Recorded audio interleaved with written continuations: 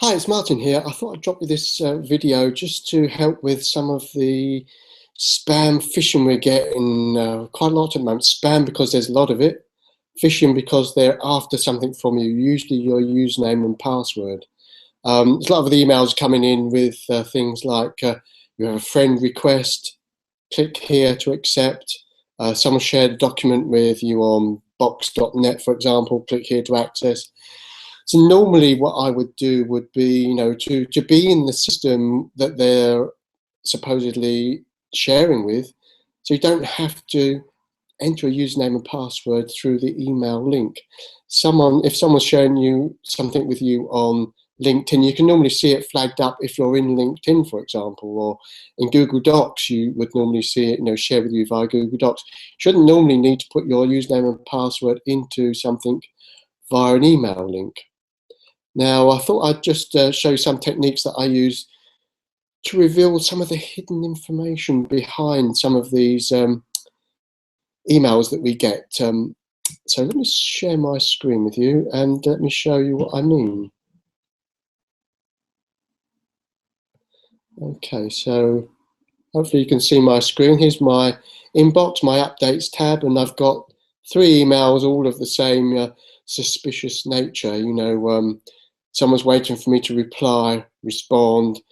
Someone's indicated you as a friend, accept. There's a bit of social engineering to try and make you want to click that email and click something in the email. But before going to the email, if you just hover over the from field, from who it's from, more is revealed. You usually get a little pop-up that will reveal more information. In this case, it's revealing the true sender's name. It's difficult for you to see this in my Google Plus Hangout here. So took a screenshot and blown it up a little bit with the arrow. So if I hover over who that's from, it says it's from Chris Walker at, looks a bit suspicious. If I hover over it, it actually reveals it's not from Chris Walker at all, but from WLC.AC UK info at infoax.net. So that's a useful first thing. Now, if I go back to my inbox,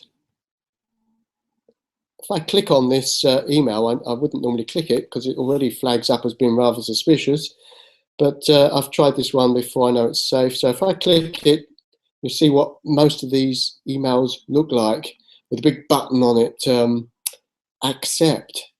But rather than clicking that, if I hover over it, down in the left-hand corner, you won't see it on this screen, more is revealed. So if I share my presentation, one I made earlier, where I took a screenshot, when I hover over that accept button, down in the left-hand corner, it reveals that it's actually, again, from infoax.net. It's not from Chris Walker at all, and whatever system it's supposedly on. And if I hover over any of these things in the email where there's a link or a button, down in the left-hand corner there, it will show what it's actually from. If I click decline, it will go to the same place. If I click accept, it goes to the same place. If I click discover Chris Walker's favorite websites, it goes to the same place. So you can say if it says it's from LinkedIn, for example, you hover over it, and down in the bottom left-hand corner, it will show possibly it's not from LinkedIn at all, or Google Docs, it's not from Google Docs at all, but from some phishing site, for example. So the moral of the story really is, don't click, but hover. So always be careful with that. Back to me. Well, thanks for your time, and bear that in mind. Always hover over something, see if it reveals more, and be careful. So hover first before clicking. Okay, thanks for your time.